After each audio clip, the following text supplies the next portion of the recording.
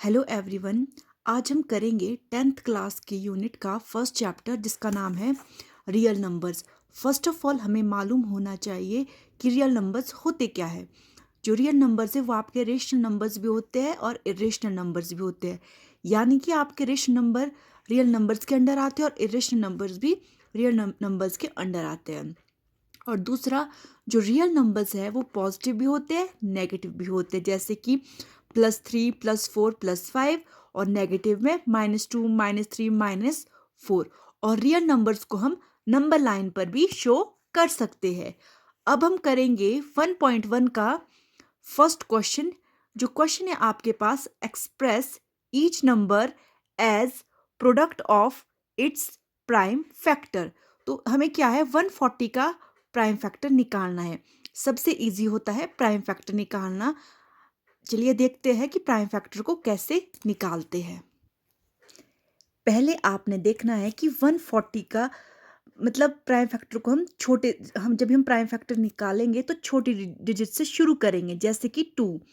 क्या 2 के टेबल में 1 आता है? नहीं। क्या 2 के टेबल में 14 आता है? यस। कितने ज़ा आता है? तो हमें वो लिखना है 2 7 ज़ा 14, और जो 0 है वो इसके साथ कैरी नीचे आ जाएगा।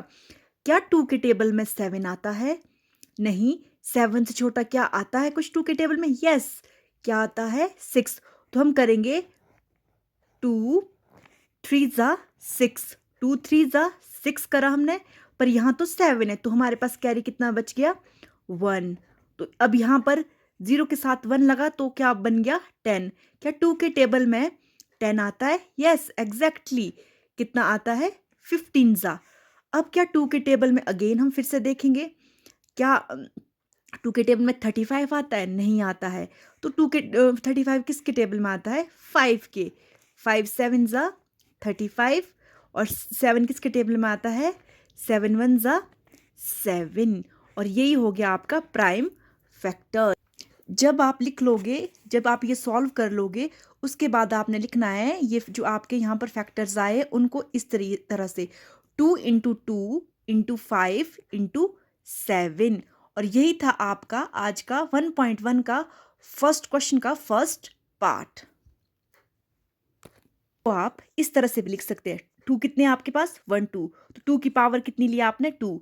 और 5 के साथ तो कोई और पेयरिंग नहीं है तो आप 5 एज इट इज लिखोगे और 7 भी एज इट इज लिखोगे। तो आपका आंसर ये भी हो सकता है, ये भी हो सकता है। चलिए अब इसी तरीके से हम करते हैं इसका सेकंड क्वेश्चन, जो कि है 156। अगेन वैसे ही करना है आपने। देखिए हमने किया 2 7 ज़ा 14, पर क्या 14 हम हमारा तो 2 7 ज़ा 14 आया, बट यहाँ तो 15 है तो कैरी कितना बच गया? 1। तो अब यहाँ पर 6 के ऊपर जब कैरी 6 के साथ जब कैरी लग गया तो बन गया ये 16। अब क्या बना? 2 8 ज़ा 16। अगेन वैसे ही 2 3 ज़ा 6, कैरी बच गया 1, 8 के साथ लग गया वो कैरी, वो बन गया 18। 2 9 ज़ा 18। फिर आपने ध्यान देना है कि 39 क्या 2 के टेबल में आता? नहीं आता, क्योंकि जब हमने देखा इसके वंस प्लेस पे क्या है? 9। और ये क्या है? मतलब 9 मीन्स ऑड नंबर, और ये क्या है? 2 2 मीन्स इवन नंबर। तो दैट मीन्स 2 के टेबल में 39 नहीं आता। तो 39 किसके टेबल में आता है? 3 से हम इजिली कर सकते हैं इसको। देखिए 3 1 ज़ा 3, 3 3 ज़ा 9, 3 13 ज़ा 39, और लास्ट में 13 1 ज़ा 13। Question solve. और लास्ट में आप वैसे लिखेंगे 2 मल्टीप्लाई 2 मल्टीप्लाई 3 मल्टीप्लाई 13। और आप 2 को कैसे लिख सकते हो? 2 की पावर 2 मल्टीप्लाई 3 × 13। ये था आपका क्वेश्चन। अब करते हम इसी क्वेश्चन का जो है थर्ड पार्ट, जो है आपके पास 3 8 2 5। तो देखिए ये हमने किया 3 1 ज़ा 3, 3 2 ज़ा 6, बट यहाँ तो 8 है तो कैरी गया यहाँ पर, तो ये बन गया 22। 3 7 ज़ा 21, और बन गया यहाँ के लिए कैरी, फिर आया 5। नेक्स्ट स्टेप पे गया 3 से 3 4 ज़ा 12, 3 2 ज़ा 6, पर यहाँ 7 है अगेन, वो 5 के साथ कैरी गया तो ये बना 15। 3 5 ज़ा 15। और उसके बाद जो आपने देखा होगा कि इसमें लास्ट में वंस प्लेस पे 5 है, 5 यानी कि ऑड नंबर, तो ऑड नंबर हमेशा ऑड वाले टेबल में आता है। तो हमने करा इसको 5 8 ज़ा 40, 2 कैरी बचा वो गया 5 के साथ तो बना 25, 5 5 ज़ा 25। और जो आपका 85 है वो अगेन आता है 5 के टेबल में, 5 17 ज़ा 85 एंड 17 एक प्राइम नंबर है जो कि खुद के टेबल में ही आता है, तो 17 1 ज़ा 17। और यही था आपका क्वेश्चन फर्स्ट का थर्ड पार्ट।